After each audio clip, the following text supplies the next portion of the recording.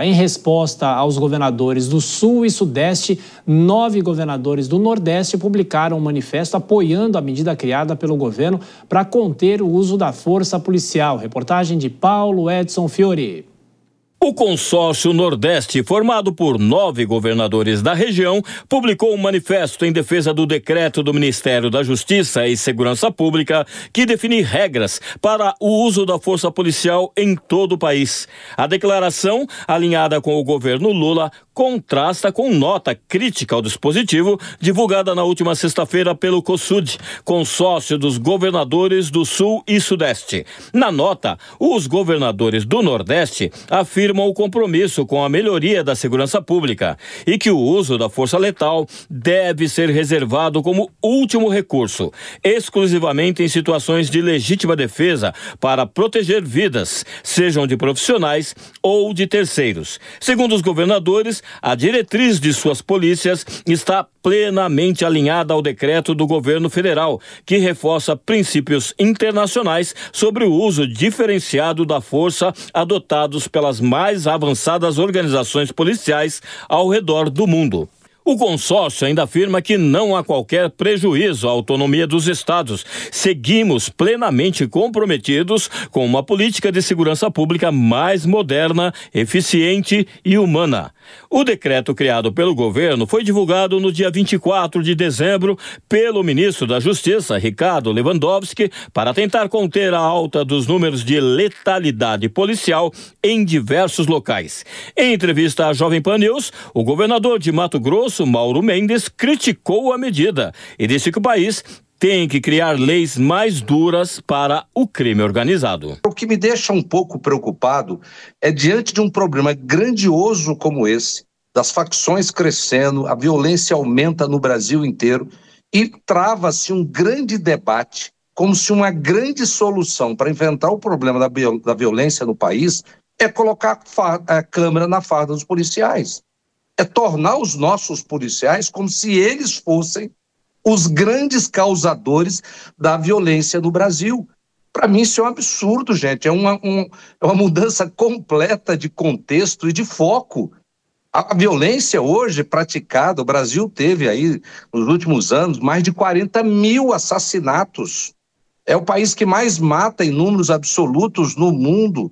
Então, isso tem que ser combatido com leis duras, combatido com inteligência, com estratégia. Pela nova norma, os policiais terão de fazer anualmente uma capacitação sobre uso da força no horário de serviço, com conteúdo sobre os procedimentos corretos sobre o emprego adequado de diferentes armas de fogo e instrumentos de menor potencial ofensivo. O foco, segundo a proposta, é minimizar o uso de meios que possam causar ofensas, ferimentos ou mortes.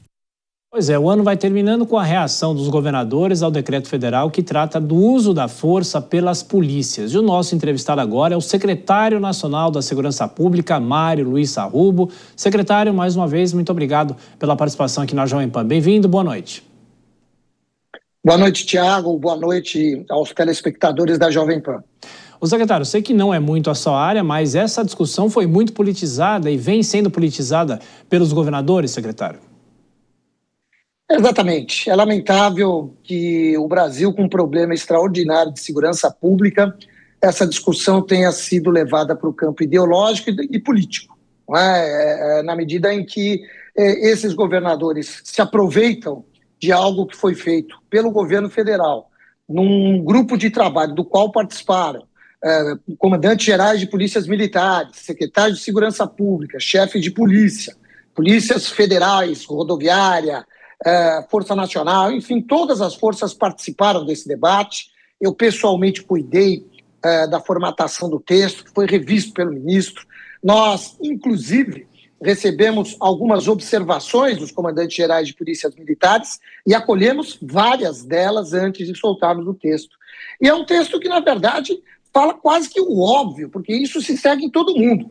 Então, quando você diz que precisa aumentar a pena, você está desviando o foco do debate. O debate não é esse. Nós estamos aqui cuidando de algo que é a regulação do uso da força, que é o fortalecimento das nossas polícias que estarão mais seguras para usar a força quando ela for necessária, sempre lembrando que o projeto prevê, além das câmeras corporais que foi mencionada aí pelo governador Mauro, a quem eu tenho grande respeito, mas que na verdade mais uma falha equivocada nele, acho que ele não é técnico de segurança pública, deve ser do agro, enfim, não importa. Mas de todo modo, o que é importante dizer? Nós vamos abastecer as nossas forças policiais em 50% de sua capacidade com armas não letais, para que o cotidiano, que evidentemente não é o combate ao crime organizado, possa ser usado armas não letais e evitar a morte de inocentes. Não é? Agora, sim, falar em combate ao crime organizado, ninguém aqui está pensando em combater crime organizado com arma não letal. Ninguém está pensando aqui que a polícia do Rio de Janeiro vai subir a comunidade ou o morro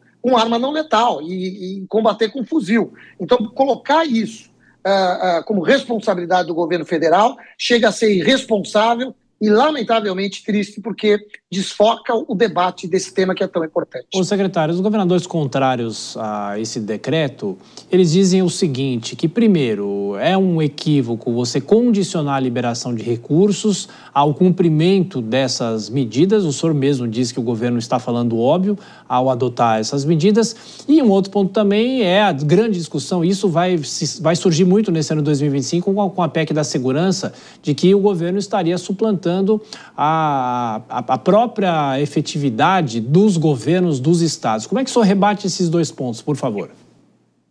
Eu vou rebater trazendo um exemplo. Certa feita eu participei de um debate com o governador ali do Centro-Oeste e ele disse que o governo federal não ajudava 1 milímetro o estado dele. Aí eu rebati disso, mas escuta, o seu estado é o terceiro maior executor de recursos do Fundo Nacional de Segurança Pública.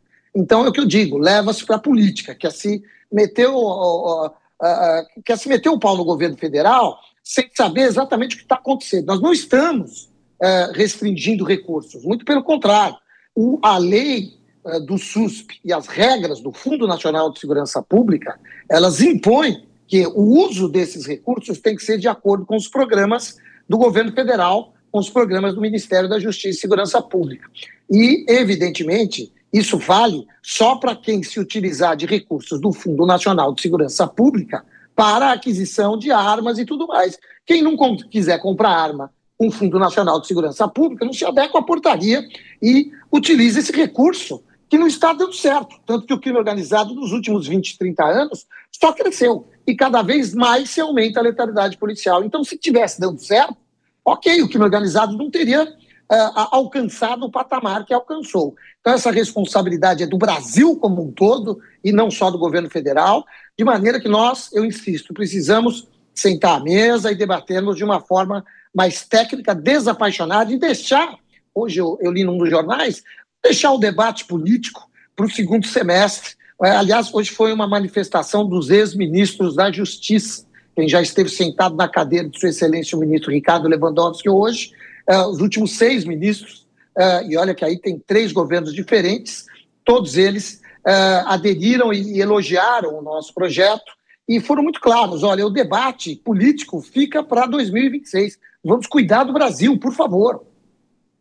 Secretário, vou chamar a Dora Kramer para fazer a próxima pergunta. Dora, você. Boa noite, secretário. Olha só. Boa noite, Dora. É claro que essa questão política, ela precisa ser superada. Quanto a isso, é o óbvio. Agora, o recorte ideológico, ele está posto. Quando a gente vê a lista de governadores que apoiam e a lista de governadores que não apoiam, é um recorte muito claro. Como se superar isso? O ministro Lewandowski tinha dito recentemente, mas eu acho que era sobre a PEC da segurança, que as discussões estavam encerradas. Como é que se supera? Porque a constatação de que existe está posto, mas como é que se anda para frente? Olha, se anda dialogando. E o que é importante destacar? Em primeiro lugar, não foi algo construído, não fomos eu e o ministro Lewandowski que sentamos lá com as nossas equipes, as portas fechadas e construímos esse decreto. Nós construímos esse decreto, eu volto a dizer, Conselho Nacional do Secretário de Segurança, de polícias militares, civis, Conselho Nacional do Ministério Público, Defensorias Públicas, todos participaram, todos discutiram, ninguém viu nenhuma normalidade. Agora, o ministro Lewandowski, não há ninguém mais democrático que ele nesse campo hoje na Justiça e Segurança Pública. Então estamos lá, como sempre, prontos a ouvir, a debater.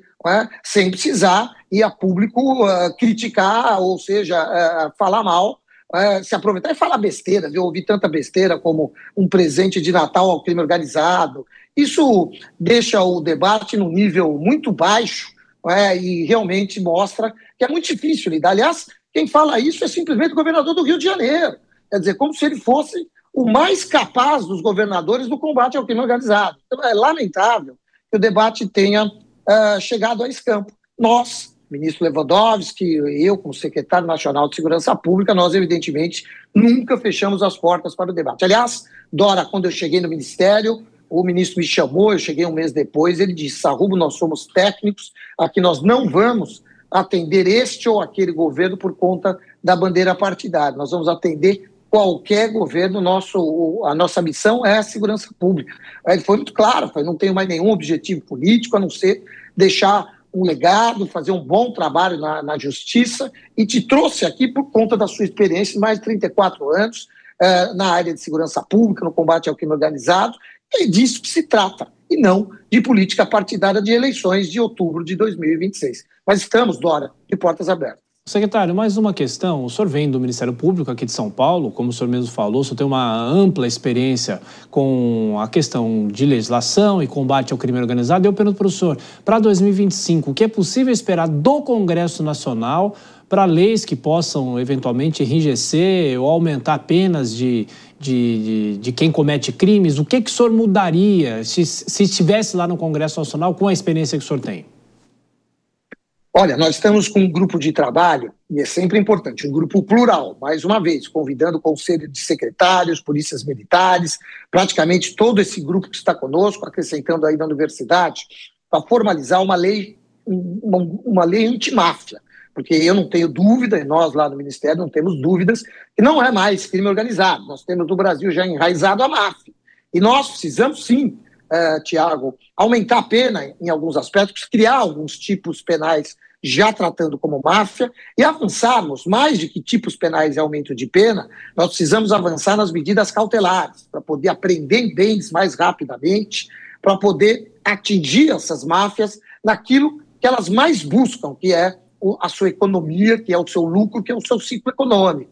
Então é nesse campo, e eu espero que o Congresso Nacional, esses trabalhos vão terminar agora no final de janeiro, começo de fevereiro, que nós temos trabalhado até esses dias aqui, alguns de folga, mas nós temos trabalhado bastante. E a nossa ideia é que, quando apresentarmos para o Congresso Nacional, ao invés da ideologia e do debate político, a gente possa olhar para o Brasil, para as pessoas que estão sendo vítimas de máfias, que estão sendo obrigadas a conta d'água a pagar para o mafioso, a TV a cabo, a eletricidade, para que essas pessoas possam se libertar e a gente possa ter um caminho para melhorar o nosso Brasil.